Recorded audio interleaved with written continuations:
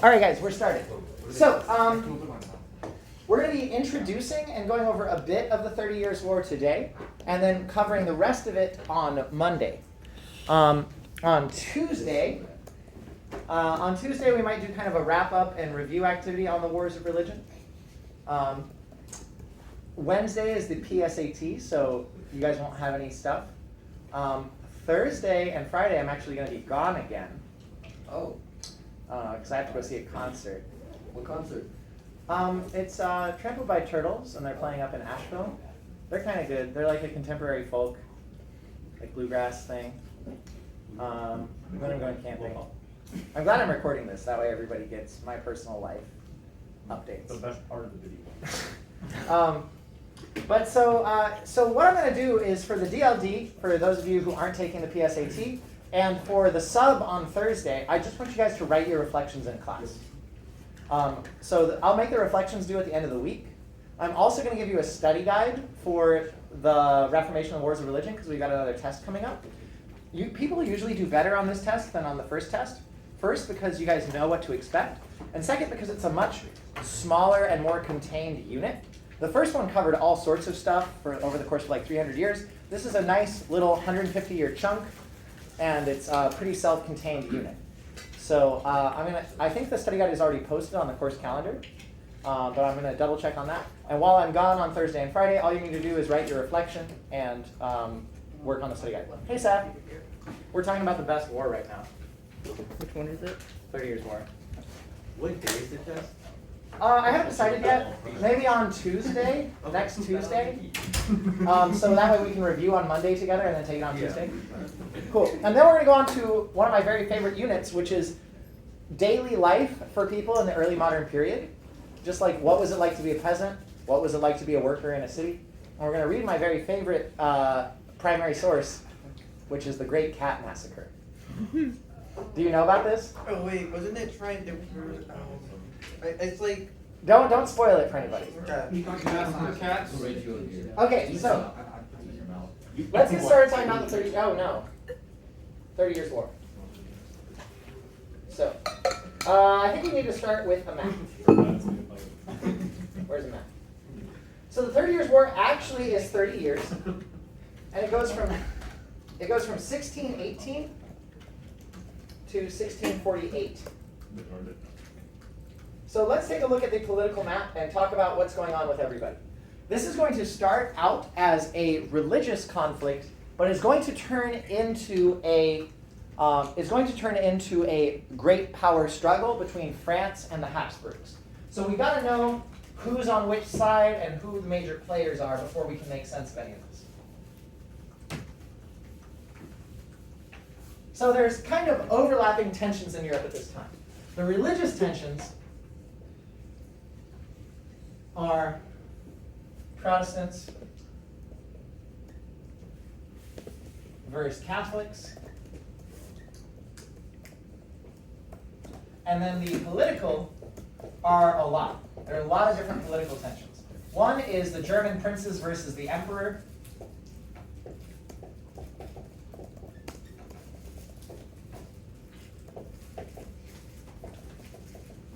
And the other is France versus the Habsburgs.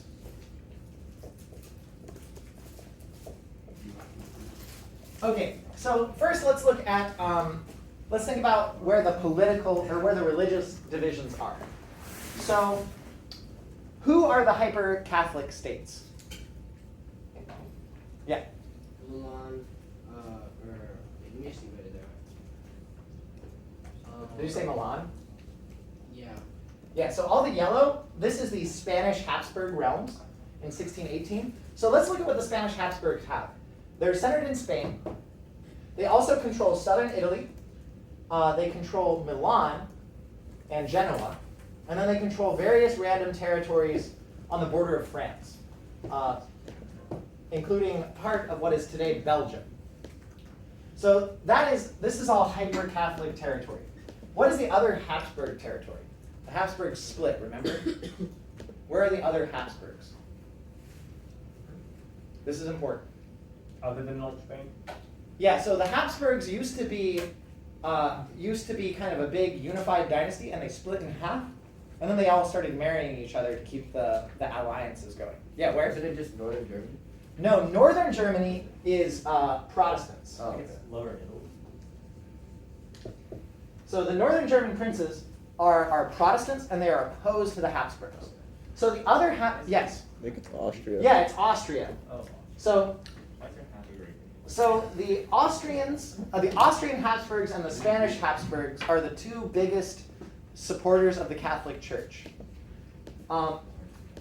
And they have been allied to each other for a very long time, and they keep these alliances strong by continually marrying each other's cousins. Right.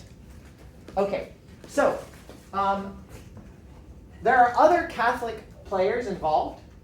There are some Catholic states in southern Germany that are going to be important.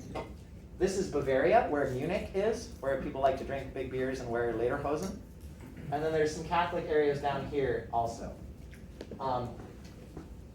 What is France? What is France's official religion?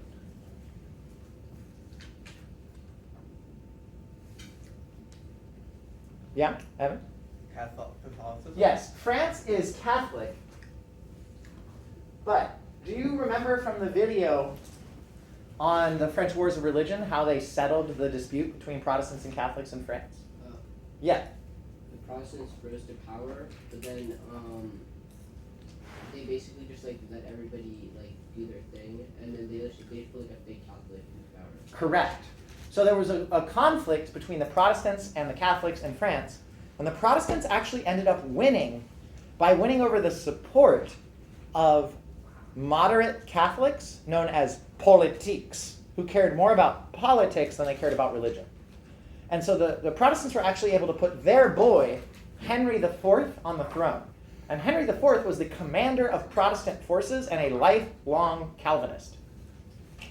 But when he took the throne, he converted to Catholicism, saying famously, Paris is worth a mass.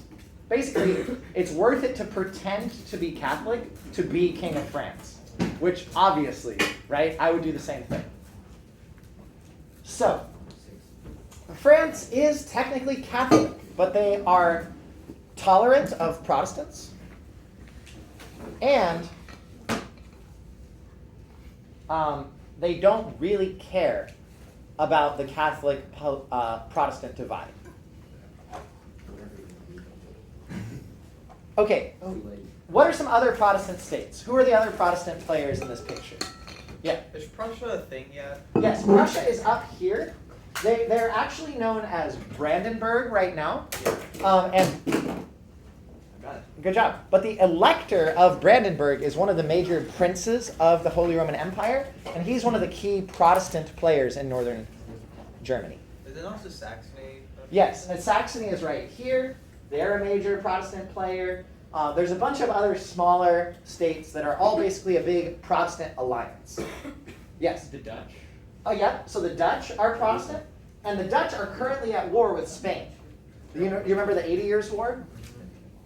So the Spanish are shipping armies up to here, up to Belgium, and trying to take over the Netherlands and failing. And so the Dutch and the Spanish are simultaneously going to be fighting this war while the 30 Years' War breaks out. So the 80 Years' War and the 30 Years' War are going on at the same time, which is awesome. Great. Super easy. Yeah? Are the English still Catholic or no? Nope. The English are now Protestant, specifically Anglican. But the English are going to play almost no part in the 30 Years' War because they're going to be busy having their own civil war. The English Civil War is a conflict between Protestants and Catholics going on around the same time as the 30 Years' War. So England is basically not going to be a player in the 30 Years' War. They're off doing their own thing, being an island. Yes, Amit. Is Poland, Lithuania Protestant? They are Catholic. Wait, but didn't you say like Jan Hus was from there, and then like he was basically a Protestant? Oh, Jan Hus is actually from Bohemia, which is right here, and that's going to be an important city. Prague is the capital of Bohemia, and this is a Protestant region within the Habsburg Austrian Empire. That's going to be important. And Prague is like the OG capital of Protestantism. because it was Protestant even before Luther, because people there were loyal to Jan Hus even after Hus got murdered. Yeah. This might be a bit off topic, but when did the defenestrations of Prague happen? There are two. There's only one that matters for this story, and it happens in 1618 and kicks off the 30 Years' War. Yes. Wait, what did Evan say?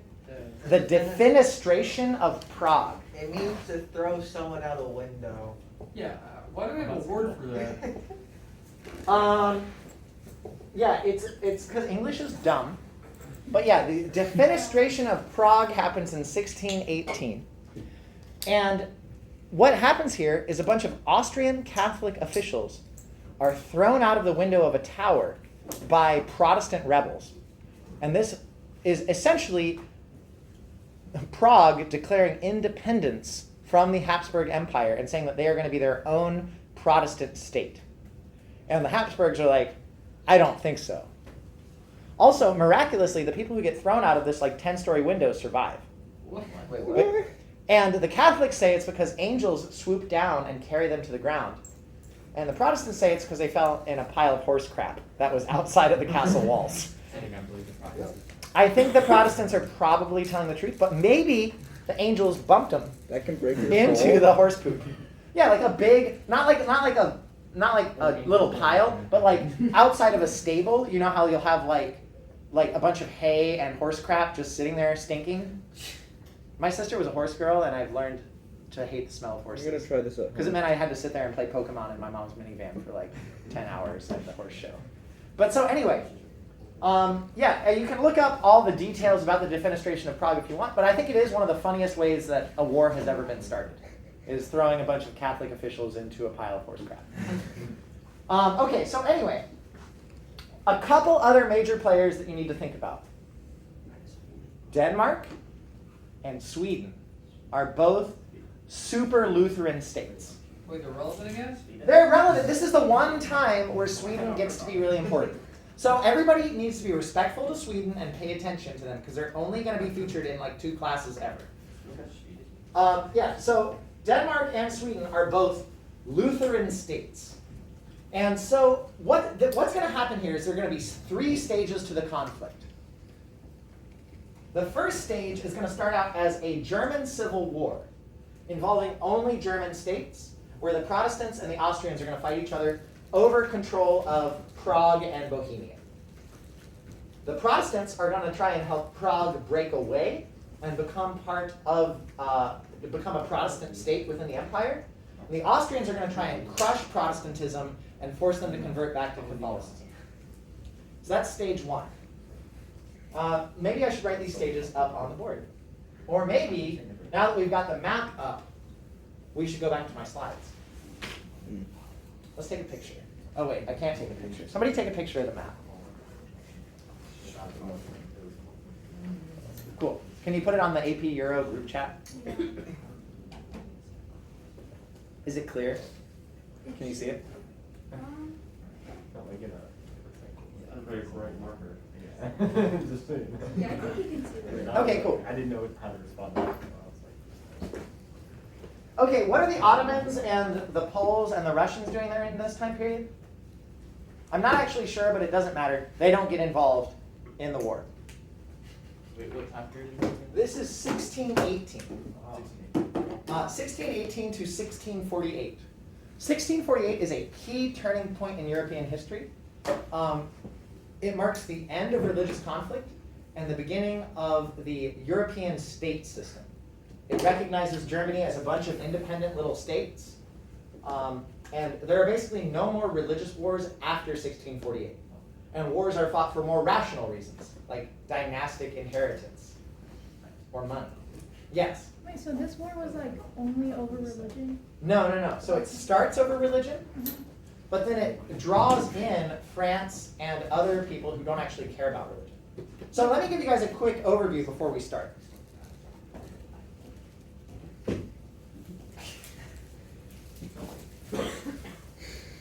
So there's going to be 3 stages. Stage 1 is the German phase.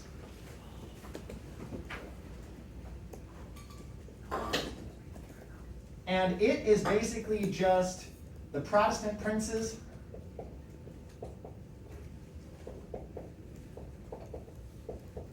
versus Austria. So remember, Austria is part of the Holy Roman Empire, and the Archduke of Austria, who is the Habsburg ruler, I think his name is Maximilian, Yeah. is Catholic, and he is also the Holy Roman Emperor. So he is technically in charge of everything inside of this blue squiggle. That's the Holy Roman Empire. But in reality, he only has control over the Catholic bits. So his own territory, plus Bavaria and some other random spots. Just one second. So it's Austria versus the Protestant princes. Now, in this conflict, Austria wins. The second stage is known as the Danish Phase.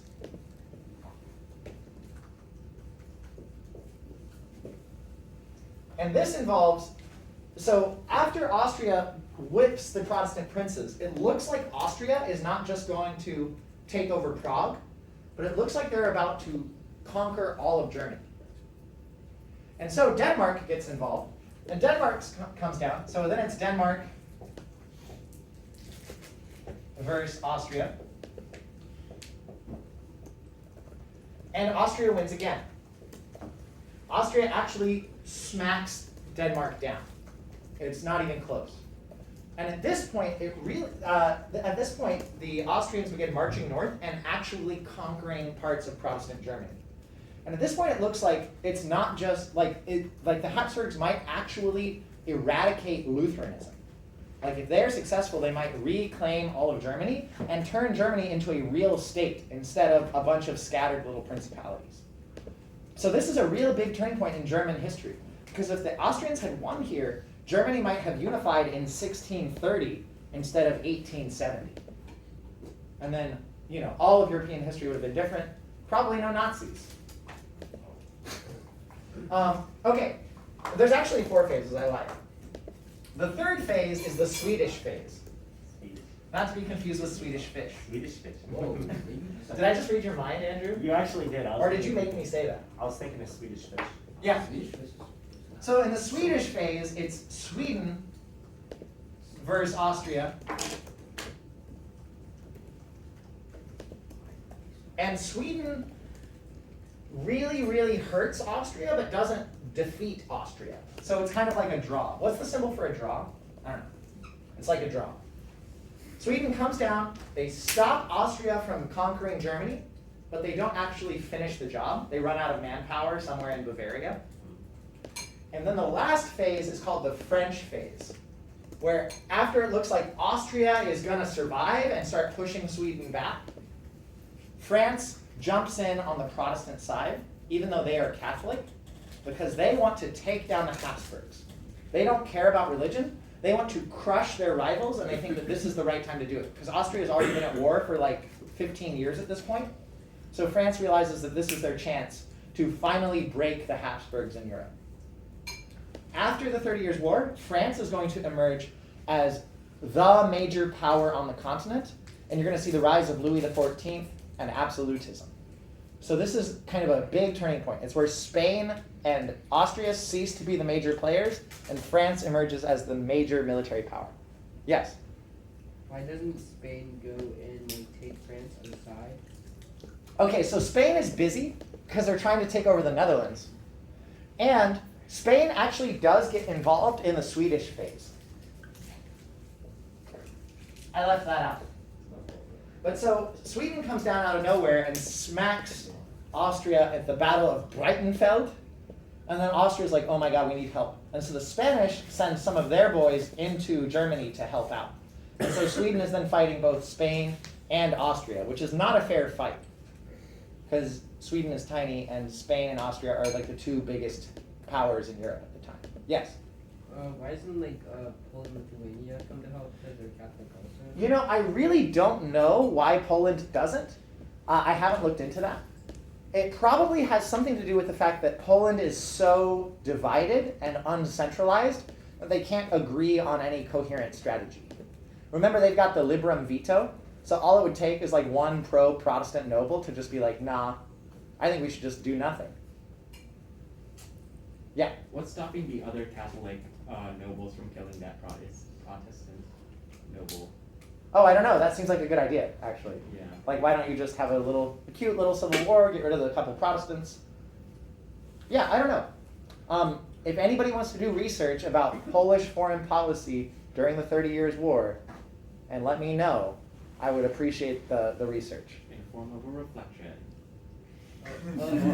That's a reflection. If you haven't already written a reflection and you want to talk about the role of Poland in the 30 Years' War, I guess you could do that. But that wouldn't be that fun. It basically, you just read the Wikipedia article and then tell me what the Wikipedia article says. Okay. Okay, so that's almost the entire class, but let's go back to the slideshow. So I already explained all of this stuff. You were just saying you're done with it. Wait, just to go over, could you make that like a tier list? Oh, what? Like, you know, there's like those lists where it's like the battles list and it's like the stuff. You mean like, wait, tiers? Yeah. Like Yoshi's like a C tier Super Smash Bros. Character, that? No, not like those. Like it's like. I want that. You know what I'm talking about? Like it's the things where it's like, yeah, like it's. Could you make a tier list? Huh? Could you make a tier list? Yeah. Like. Why don't you help me design one? Okay, for real? Yeah. Oh my god, Tier I'll do list that. for Cool. Can we also do a tier list for like battles, like the thing you said? Yeah, we should do that too. I don't want to do that. For what? The thing you said, like Yoshi being a CT character and Super Smash Brawl. Can we do that for battles? Like, can we rank? Sure. Yeah, we can rank like battles in terms of how important they are. Oh, I thought I was just How gonna be about like how epic they are? How epic they are? Yeah. Oh yeah, we could do that. Yeah, for sure. I would definitely put the Battle of Breitenfeld and the Battle of Lepanto at S tier in terms of epicness. Okay, so anyway, guys, so these are all the different tensions that I already talked about. And so it's going to start as a minor squabble. It's going to start as a minor squabble between Austria and Bohemia over religion, and it's going to end as a major power conflict between France and Spain, which I love. It reminds me a little bit of World War I, how it starts out as a minor argument over who gets Serbia and ends with 20 million people dying and determining the fate of France and Germany and the Holy Roman and Austria and all that stuff. So let's keep going. So here's how it starts. This is a painting of the defenestration of Prague. So what's happening is a guy named the Habsburg emperor named Ferdinand decides to take back the religious liberties that he granted his Protestant subjects in Bohemia. He basically says, you don't get to be Protestant anymore, I'm sorry. The Bohemians don't like this because they have a long history of being Protestant, and so they, instead of accepting this, throw Ferdinand's representative out a window. Yes?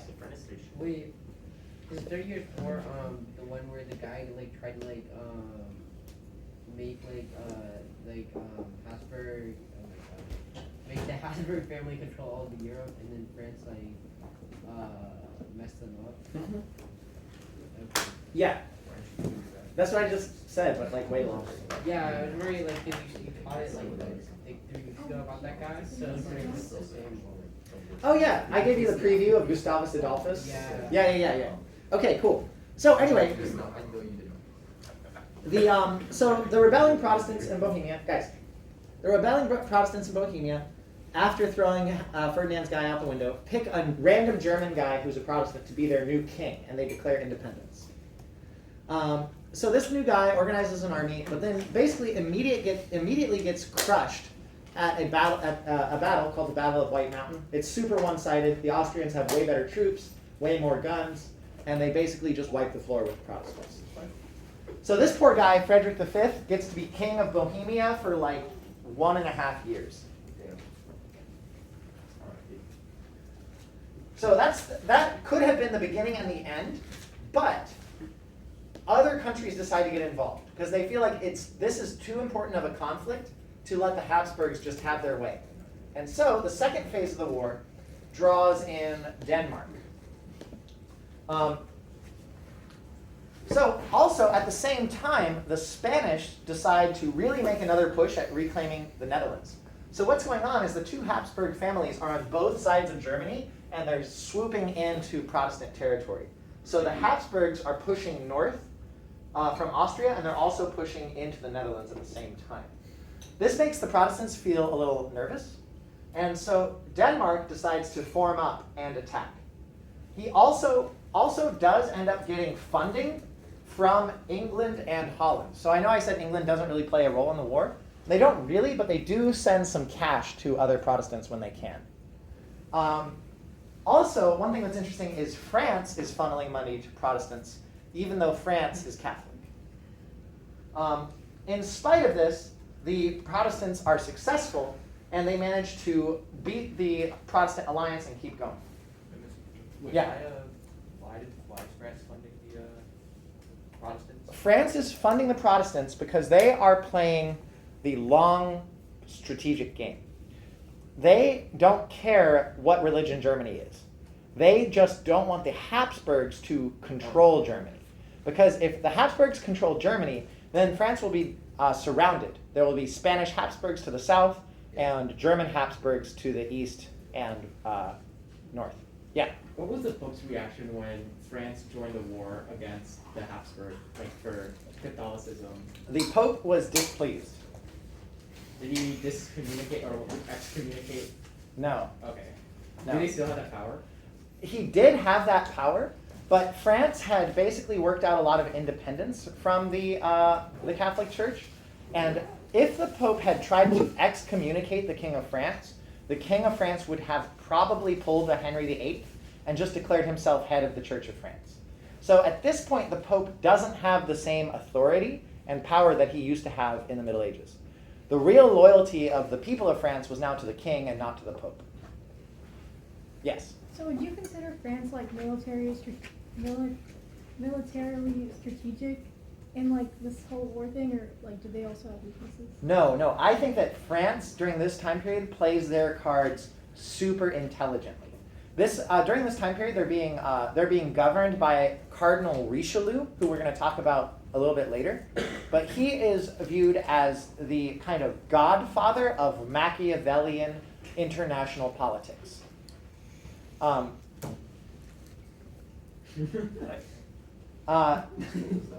Cardinal Richelieu is an expert of managing internal politics and keeping the French nobles down, while also playing off France's rivals against each other.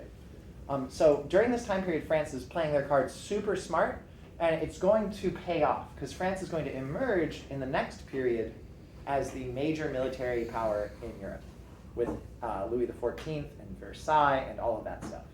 Oh. Yeah. So this is kind of the beginning of the decline of the Habsburgs and the rise of France as a major power.